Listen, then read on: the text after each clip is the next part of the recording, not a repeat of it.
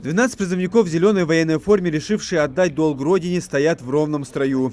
Многие из этих ребят не получали повестки о призыве на военную службу, они сами решили пройти эту школу жизни. Здесь, в сборном пункте ВК-Жева, призывники со всех районов республики. Магомед Басир Мусиев приехал из Джайрахского района. Молодой человек намерен в дальнейшем связать свою жизнь с военным делом. Уезжаю в армию добровольно сам. По специальности я сварщик. Приеду обратно, служив, устроюсь на пограничника.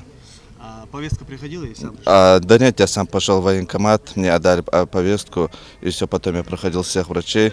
Все, алхамдулилlah, все хорошо.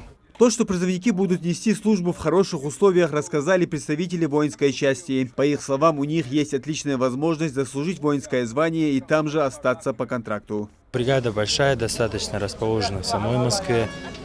Вот, там проходят службы военнослужащие как и с Ингушетии, также и с остальных регионов, как Северного Кавказа, так и по всей России.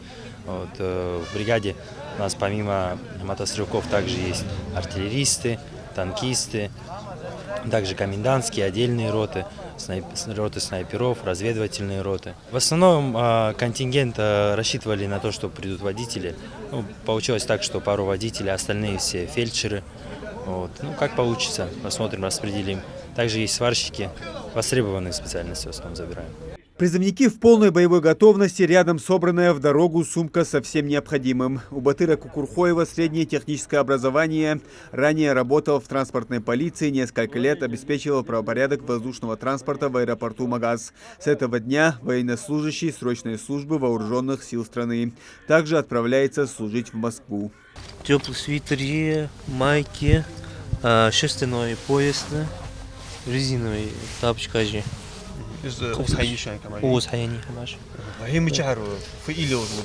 Дело со всей зязики, что сай добровольно да ужу служить ты должен.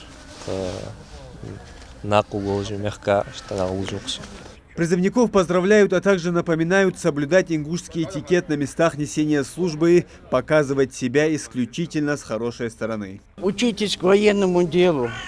Самое главное, делайте так, чтобы ваши родители не стыдились, чтобы ваши матери не плакали. Это мужество, это каждого человека долг сегодня пойти в армию после 18 лет. Это мужество. Я очень хочу выразить огромную благодарность вашим родителям, которые сегодня вас провожают.